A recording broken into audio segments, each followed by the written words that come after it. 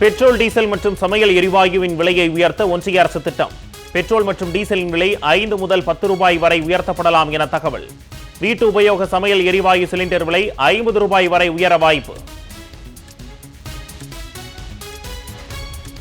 பஞ்சாப் சட்டப்பேரவையில் நடந்த நம்பிக்கை வாக்கெடுப்பு பெரும்பான்மையை நிரூபித்தது ஆளும் ஆம் ஆத்மி கட்சி.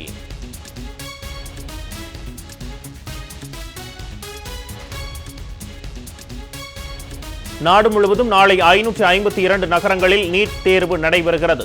22,79,743 மாணவர்கள் எழுதுகின்றனர்.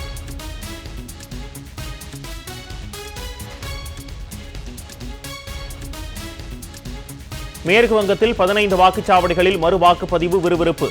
பலத்த பாதுகாப்புடன் வரிசையில் நின்று வாக்களித்து வரும் மக்கள்.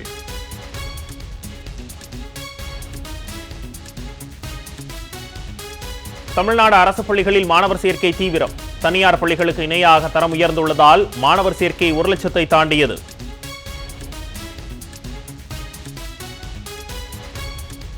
சென்னை உயர்நீதிமன்றத்திற்கு கோடை விடுமுறை.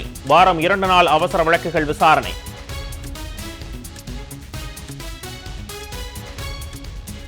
தெற்கு ரயில்வேயில் மின் இணைப்பு பராமரிப்பில் சாதனை.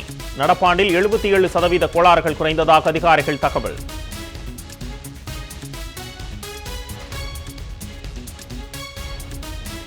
மதுரை கோட்டத்தில் நடைபெற்று வரும் தண்டவாள புதுப்பிப்பு பணிகள். தென் மாவட்ட ரயில்களின் போக்குவரத்தில் மாற்றம். குருவாயூர் எக்ஸ்பிரஸ் திருமங்கலம் செல்லாது என அறிவிப்பு.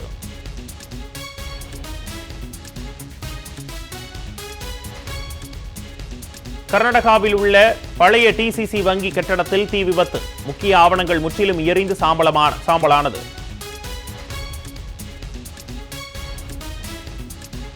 போர் நிறுத்தம் தொடர்பான ஈரானின் நிபந்தனைகளால் அமெரிக்கா அதிருப்தி. இஸ்ரேலுக்கு 6000 கிலோ வெடிபொருட்களை அனுப்பியுள்ளதால் பதற்றம்.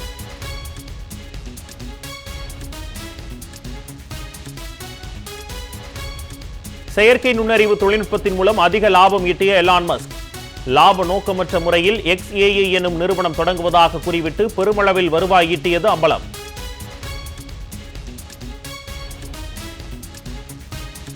மேட்ரிட் ஓபன் சர்வதேச டென்னிஸ் போட்டி தொடர் விறுவிறுப்பு.